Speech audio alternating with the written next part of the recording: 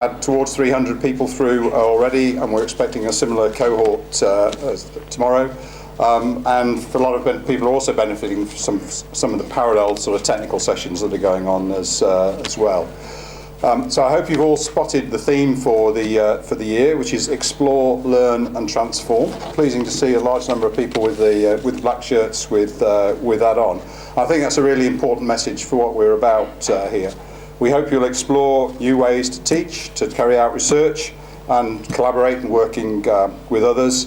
I hope you'll see what's the current technology offering, learn about what's available within the university and with our suppliers, and hope you'll walk away with some ideas for transforming the way we operate and improve everything that we do for our students and for our staff. So appreciate your time this evening to come and have a look at what we're doing. I'd also like to acknowledge and pay respects to the traditional owners and elders, both past and present, of the lands that our campus stands today. That's the Kulin people. We acknowledge their living culture and role in the life of this region and offer our deep appreciation for their contributions and support.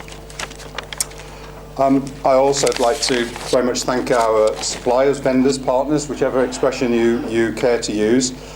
This event is put together as a collaboration with a number of vendors, and they have contributed in kind, in time, in effort, and in being here, and in food and drink for our benefit. So let me just identify the organisations that have contributed in alphabetical order, as that's how it's presented. Cisco, Dell, Electroboard, Google, IBM, Insight, Microsoft, Solve, and Precedent. I apologise if I've used the shortened name to represent your organisations. We really do appreciate your help with this session. I'll be back a little while to just say a little bit more about how we're working with partners. We do have two guest speakers tonight. They're under strict instructions to be brief so that we can get on to see the rest of the fair. And we know on the research side that we have some outstanding and excellent researchers, and they cannot do their work these days without technology. And we've actually put a third of the fair across to technology this year. Our Vice-Chancellor for Research and Research Infrastructure, Professor Ian Smith, has a very important role across the university, and is our first speaker for the evening. He's responsible for managing the development and implementation of an infrastructure strategy to support that research. And those of you that were at Town Hall, and I think it was June, will recall that Ian came and presented that strategy to the whole of e-Solutions, and that was a most welcome input into our thinking. So please join me in welcoming Ian to tell us about the research.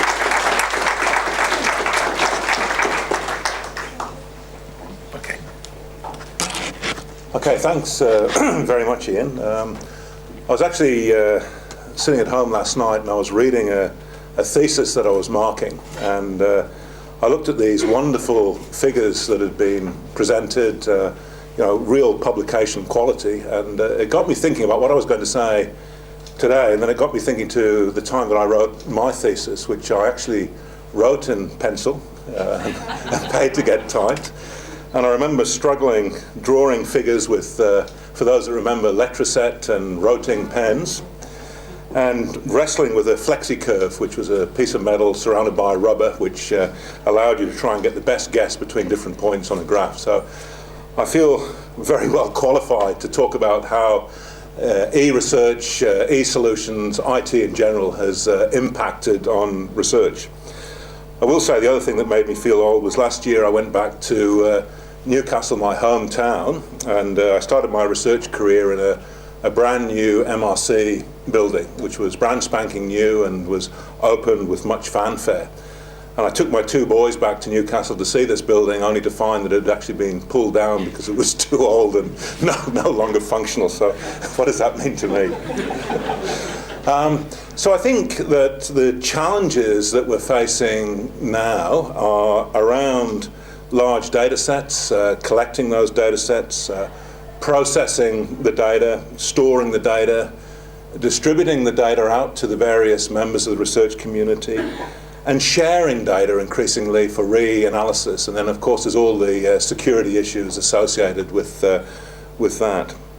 So what I wanted to say very briefly was three areas in my portfolio, which is around infrastructure, that really have been broadly impacted by high-performance computing, and particularly the efforts of our e-solutions and e-research groups. And the first one would be in the area of imaging. And we have fabulous imaging capabilities that allow us to go from single molecule through X-ray crystallography and using the Australian synchrotron into clusters of molecules using cryo-EM, then looking at cells with microimaging, and we can look at the temporal and spatial distribution of various cell organelles. And then we can go into IMBL, the imaging and therapeutic beamline at the synchrotron, and then we have our whole animal, whole clinical imaging at MBI. And those data sets are huge. And in fact, I was hearing from GE today that a third of the world's data are images that are stored in one form or another. But what brings it all together is not only the bandwidth that links all of these groups, it's also high-performance computing like Massive, which can process the data that comes from these different imaging modalities, and even overlay data from different imaging modalities on the same kind of sample. And then taking that through into the new 3D cave, where people can really then probe in 3 dimensions what this data is actually telling people. The second area is the area of structural biology, again, an area where Monash is really very, very strong. And the technology platforms there are all computer-driven, but we have protein production that is fully automated. We have crystallization trials. I think we have the largest crystallization automated, robotically driven facility, if not in the world, certainly in the Southern Hemisphere. And then that feeds into the synchrotron. We can then do molecular modeling via VLSI and other high-performance computing. Those models then go back to Massive for rendering and processing, and again can go into the 3D cave. And the advantage there is that we can look at protein structures, and we can look at protein-protein interactions. And if you realize that every disease that we encounter represents a breakdown in protein function at one level or another, this can give enormous insights into trying to develop therapeutic perturbations or interventions to either promote or disrupt undesirable protein interactions. And then the third area, it's more in the sort of the materials, the engineering space. And again, that can start off with our platforms, whether it be around electron microscopy, and this is materials electron microscopy at MSEM. And then we can take that data again through computing like Massive and visualize in the 3D cave, but then allows us also to go back and look at additive manufacturing. So we can see these figures in 3 dimensions, and we can actually make the 3-dimensional figure either in polymers or in titanium.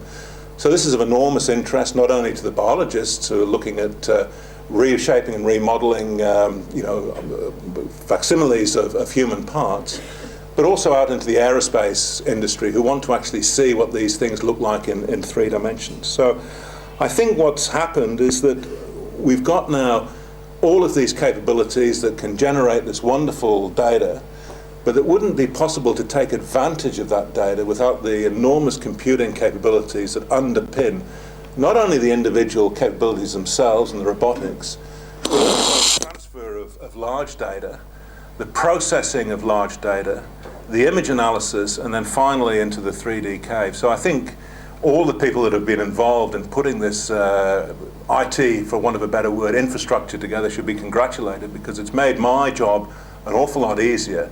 And it means that the individual platforms, which have fabulous outputs, it means that our outputs can be greater than the sum of the individual parts, and that wouldn't be possible without the tremendous computing capabilities that have been generated at this university. So my thanks to all of the team here, and this is a fabulous presentation, and I look forward to next year's as well. Thank you very much.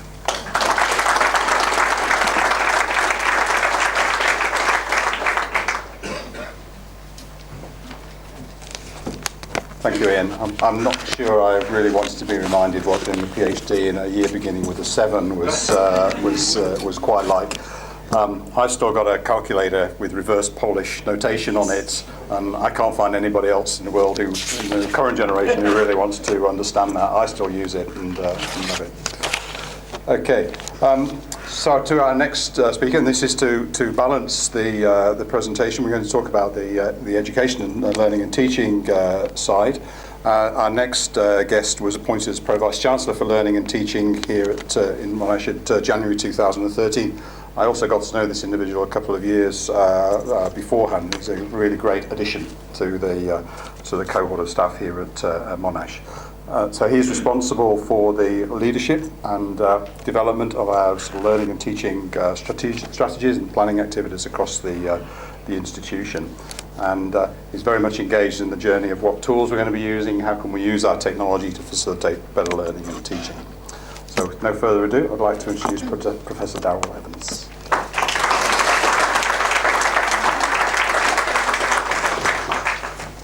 Thanks very much, Ian. I sort of wanted to start by saying this is not a British takeover tonight, because the three speakers are enthralled to be in Australia. So I'm just telling that because Edwina's looking straight at me at that point. It's a real delight to be present at this fair. Obviously, it's a year ago since the last one, but I was reminded I was actually in Australia and at Monash the last time the fair was on, because it was my first of my relocation visits. And that's got me to sort of reflect a little bit on how much has happened in education at Monash, specifically with our new agenda, the Better Teaching, Better Learning agenda, but also the work that Edwina's been leading on with our course architecture. But then when you think more globally what's happened in the last 12 months, MOOCs have really become centre stage. There's the massive open online courses. We've now got SPOCs, which are the small private online courses. We're flipping classrooms like mad, and we've got blended learning all over the place. But without the technology, none of that would be really possible. So whilst the Better Teaching, Better Learning agenda is all about challenging, and it's not saying that technology is the answer to everything, without that technology we wouldn't be able to push forward with the agenda in the way that we want to make the best student experience that we possibly can, and for every student that walks through the doors or is joining us via an online type of operation. And that's really very, very important to us. And if you don't recognise that technology is important in those different ways, you have to just have a look at how students are using all the resources that are already out there. They're using the TED Talks and the YouTubes and every other resource that they can find to help them in their own personalisation of their learning journey. But you just think about how you use technology with your mobile phone, the love of email that we all have, all of the other elements such as banking online and shopping online. And what we need to realise is, whilst we may be getting into that space, and even though I was a 90s PhD person, I still used Letraset and developed all my own photographs for my PhD. The students that come through the doors now are living with that technology since the day they were born. So they've grown up with that. So if we're not able to meet them head on with that technology in the way that we present our learning and teaching to them, I think we're taking them backwards rather than forwards and giving them that really great starting point. But when you've got the stage, it gives you a chance to do a bit of a plug. So I'm going to plug stall 5, the Better Teaching, Better Learning area there, and to demonstrate that we've got some challenge cards that we hope everyone will take a copy of. And these challenge cards are around the 7 challenges we want to get people to think about in the learning and teaching area, whether it's about the learning space that you use, whether it's about the actual technology that you're using, the mode of operation of the activity that you're trying to engage your students with, how you assess students. And I would say to you that there probably is a technological answer to every single one of those challenge questions. So even though my team is not a technology team, quite rightly it's about the challenge to learning and teaching, without the partnerships of eSolutions and our other partners to this technology fair tonight, we wouldn't be able to do what we're doing. So it's a real pleasure to be here. I hope with your partnership, whatever area you come from, that we'll be able to drive the learning and teaching agenda forward and really transform the experience we have for our students. So thanks very much indeed.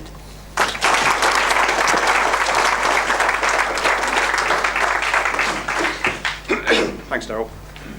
Thanks, Darrell. Very much appreciate that. I'd like now to say a little bit more about the vendor input to this evening, and just give you a hint at some of the things that we're doing in this space.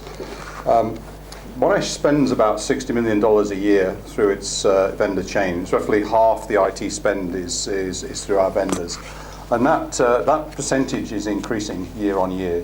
You see it happen. So the way our suppliers, vendors, partners work with us is extremely important to us, and that in turn supports the research and the educational improvements that we've heard about from Darrell and Ian. So that might just say a little bit about what makes a great vendor for us, and I just have a couple of points to make here. The first one we appreciate is going beyond the written word. Contracts are for the filing cabinet. We work with suppliers and vendors and partners who can really help us achieve the overall business objective. Those suppliers that can work with us in that sort of partnership mode are really going to stand out.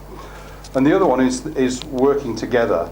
I think the concept that the IT department is the point at which all suppliers in this space join up is probably a 1980s and 1990s model. We also need our suppliers and vendors talking to each other about and working as a multi-layered model. And events like this are one way in which we can help that happen. So we're going to start a little bit of a sort of vendor recognition program in Monash, and this year's event is just the first small attempt to start that process running. So this year we're just going to talk a little bit about 5 vendors who are here, mostly here tonight, and just have a little bit of a sense of the story of what they've done for Monash. Then we're going to invite one of their senior staff, hopefully they're all here, just to come up to the front as a group, and we're going to just have a little bit of a certificate and a quick picture. Nothing too grand, nothing too complicated, but just to be able to tell a little bit of a story. So the first organisation I'd like to pick out is Solve. For those of you that don't know, Solve is the service provider behind our mobile phone network. And the quick and simple story is they rose to the challenge earlier this year. I think on the 24th of December we signed a new contract for all of our mobile phones in Monash, and a quite different way of delivering it. And we simply threw the ball at Solve and said, right, service that please. And they picked that up and they delivered a really outstanding customer experience. We had customer stats going through there, something like a 98% success rate in getting users through the service and getting them migrated to their new hardware and so on. And that was a really fantastic service result in an area where they've not really had the direct exposure of an over telephone to users. So we really appreciate the effort that Solve put in on that. And if I can just make sure I get the name right, Chris Pontureri, I believe, is here this evening. We'll see Chris in a moment. We'll do them all together. The next supplier I'd like to just talk about is Digital Engineering. Digital Engineering have helped us substantially rationalise the equipment maintenance contracts that we have in our data centre. If I could just give you the bare facts that we have dropped the maintenance spend on our server equipment by 65% or so in the last couple of years, and that's partly just by being a little bit more inquisitive about what we really need and working with Digital to work out the best way to service that. So we really appreciate their efforts, and Mark Walker is here I think this evening, and we'll meet Mark in a second. The next one I'd just like to talk about is Dell. The story with Dell has been one of radical transformation of logistics. I think I could characterise PC deliveries of when I arrived here 3 years ago as each academic specified their own widgets down to the minute detail. There was not much idea of standards. The supply times were ragged because each one was being processed as a separate order. And I remember the conversation with a couple of Dell people that said, what are we doing that would be driving costs inside Dell, and how could we work together to improve that? I can tell you now we have a completely different logistics model with Dell managing and storing all of that equipment. We have rationalised the equipment availability. we've turned the delivery schedules on its head and reduced the costs of distributed computing by about 40% in the space of 3 years. So appreciate the efforts that Dell made to be part of that story. And Bernie Kelly, I think, is here this evening. We'll meet Bernie in a minute. The next one is DesignWise. I don't think there's anybody from DesignWise here this evening. If they are, they've snuck in quite late in the proceedings. DesignWise is the vendor for the Apple world, and I think I could almost repeat the story I just did with Dell in the Apple world. Every academic and professional member of the university loves to specify their own computer, to buy it individually, and so on. And the Apple users tend to be more independent, perhaps, than some of the others. So it's been an extra tussle, I think, for DesignWise to help us get a grip on the sort of supply chain and logistics there. And I can see a few smiles from the Apple users in the audience at the back there. So their story is about service integration. It's not just about buying and delivering equipment. It's about making the whole service experience work for the users, both from an IT and from a procurement sense, even down to how that equipment is being paid for. And DesignWise made a great contribution to that. And the fifth one is Netapp. Netapp is not a term perhaps that most of our user community would know about. But Netapp's been delivering storage equipment and services to the university since 2010. They were one of the suppliers that won work off the back of the Shared Services Initiative that started in 2009 and 2010. And they've had an absolutely fantastic story in stepping up and helping us use that equipment and going beyond the normal terms of the contract to help us get value from that and appreciate what to do with that. That equipment is 3 years old. They've been greatly helpful in the last few months in extending the life of that equipment so we can get more and better value out of that. So we really appreciate what Netapp have done for us there. And Chris Mano, their account manager, I think is here this evening. So what I think we'll do is we'll just finish off the formalities and we'll ask the reps to come up at the end and we'll have a quick photo session. So all that remains for me to do prior to that is just to thank you all for being here this evening, to thank all of our supplier partners for their contributions to both to the services and equipment they provide to the university, but particularly to this evening as well. I'd like to thank Tungstead Winery for providing a little bit of refreshment for us all. We all deserve that, I'm sure. I'd just like to thank the team and everybody who's been part of putting the stands together and having the teams on board today. There's something like 150 eSolutions staff involved at some stage during the course of today, so I appreciate all their efforts and the leadership from Michelle King, Teresa Finlayson, and Michelle Kinneborough, who's done an absolutely fantastic job in putting the session together today. So we really appreciate that. And finally, just a further thanks to Darrell and to Ian for their presentations. I hope you enjoy the rest of the evening. And if I could just ask the vendor partners to step forward, we'll just do the picture. Thank